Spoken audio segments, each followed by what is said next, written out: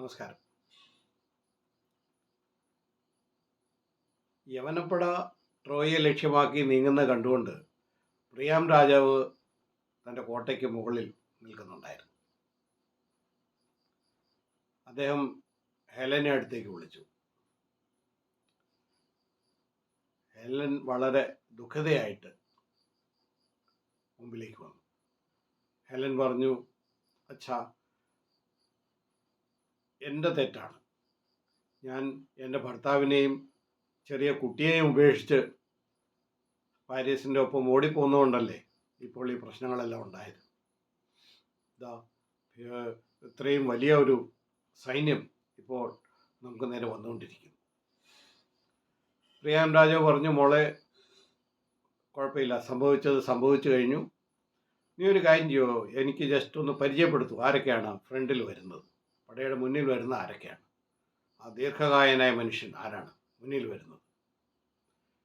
Helen നോക്കിയിട്ട് പറഞ്ഞു, അച്ഛാ, അത് അഗമെമ്നോനാണ്, എൻ്റെ ഭർത്താവിൻ്റെ മൂത്ത സഹോദരൻ. കൂടുതലൊന്നും പറയാൻ അവൾക്ക് കഴിഞ്ഞില്ല. ദുഃഖഭാരത്തല്ല അവൾ അകത്തേക്ക് ഓടിപ്പോയി.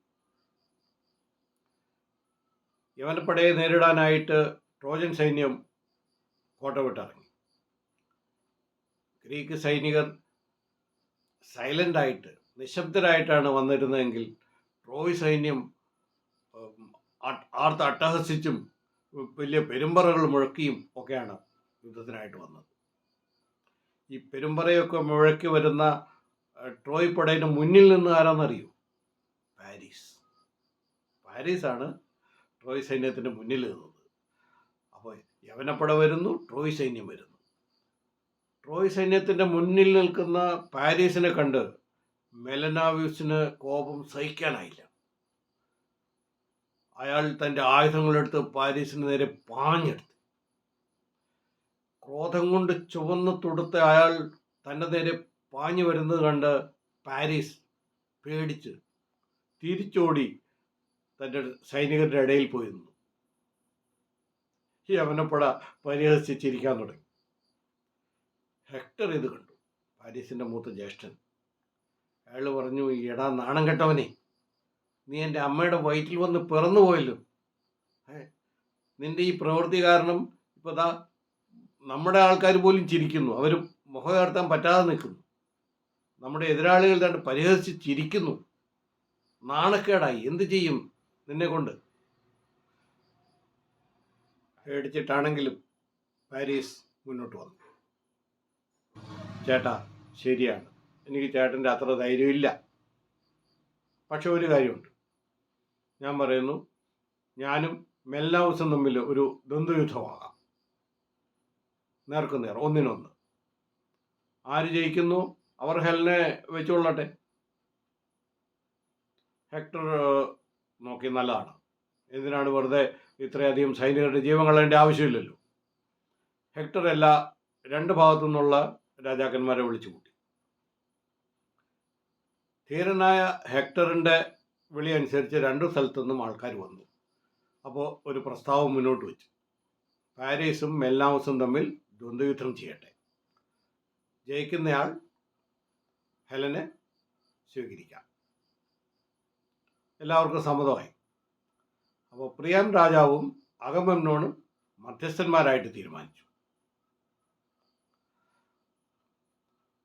ദ്വന്ദ്വയുദ്ധത്തിനായിട്ട് രണ്ട് സൈഡിലുള്ള സൈനികർ വന്നു നിന്നു. നടുക്കാണ് യുദ്ധക്കളം. ആദ്യമായിട്ട് ദേവപ്രീതിക്കായിട്ട് പ്രിയാം രാജാവ് 2 ആടുകളെ കൊണ്ടുവന്നു. ആടുകളെ കൊണ്ടുവന്ന് ബലി കഴിപ്പിക്കാനായിട്ട്. ബലി കൊടുക്കുന്നത് അഗമെമ്നോനാണ്. വാളുയർത്തിക്കൊണ്ട് അഗമെമ്നോൻ പറഞ്ഞു, പ്രിയാം രാജാവെ കേട്ടോളൂ, യുദ്ധത്തിൽ പാരീസ് ജയിക്കുകയാണെങ്കിൽ, മെൽനാവ്യൂസ് കൊല്ലപ്പെടുകയാണെങ്കിൽ ഹെലനെ നിങ്ങൾ തന്നെ വെച്ചോളൂ. യാതൊരു ഉപാധിയുമില്ലാതെ ഞങ്ങൾ ഇവിടുന്ന് തിരിച്ചു പോയിക്കൊള്ളാം. ഇനി അഥവാ യുദ്ധത്തിൽ പാരീസ് തോറ്റാൽ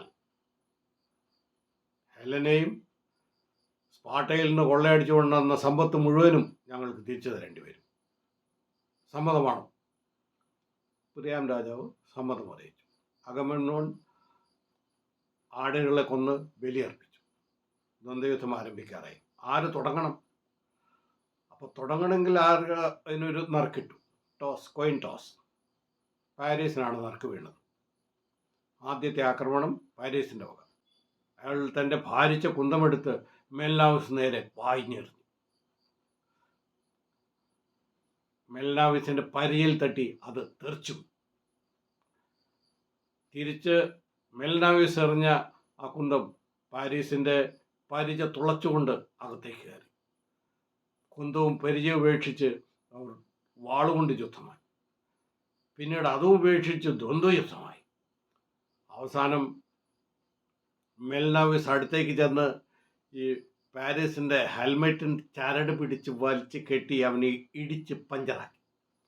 എന്നിട്ട് ആ ചരട് പിടിച്ച് വലിച്ച് ഇയാളെ കൊണ്ടുവന്ന് രണ്ട് സൈന്യത്തിൻ്റെ മധ്യത്തിലേക്ക് ഇട്ടു. തൻ്റെ വാളുറയിൽ നിന്ന് ഇയാളെ കൊല്ലാനായിട്ട് ചെല്ലുമ്പോൾ അത്ഭുതം, പാരീസിനെ കാണുന്നില്ല. ഒരു ചെറിയ പുക മാത്രം കാണുന്നുണ്ട്. അഫ്രോഡിറ്റി ദേവിയുടെ മാസ്മരവിദ്യയായിരുന്നു അത്. അഫ്രോഡിറ്റി പാരീസിനെ അവിടെ നിന്ന് കടത്തി ട്രോയ് കോട്ടയ്ക്കകത്ത് കൊണ്ടുപോയി ഹെലൻ്റെ മുമ്പിൽ വെച്ചു കൊടുത്തു. പക്ഷെ ഇവിടെ അഗമെമ്നോൻ പ്രഖ്യാപിച്ചു, ദാ പാരീസ് തോറ്റിരിക്കുന്നു. ട്രോജൻ ജനത നിങ്ങളുടെ വാക്ക് പാലിക്കുമെന്ന് ഞാൻ വിശ്വസിക്കുന്നു.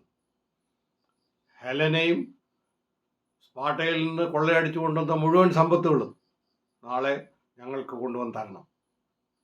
ഇനി അഥവാ വാക്ക് പാലിക്കാൻ ഉദ്ദേശിക്കുന്നില്ലെങ്കിൽ ട്രോയിലെ അവസാനത്തെ ആളിൻ്റെ അവസാനത്തുള്ളി രക്തം വീഴും വരെയും ഇവിടെ യുദ്ധം ഉണ്ടാവും, ഓർത്തോളൂ എന്ന് പറഞ്ഞ് യവനപ്പട സന്തോഷത്തോടെ തിരിച്ചു നടക്കാൻ തുടങ്ങി. അക്കിലസ് ഇല്ലാതെ യവനപ്പട ജയിച്ച് തിരിച്ചു പോവുകയാണോ? എന്തോ ഒരു ട്വിസ്റ്റ് വരാനുണ്ട് അല്ലേ? ഒരു ട്വിസ്റ്റ് ഉണ്ട്, പറയാം.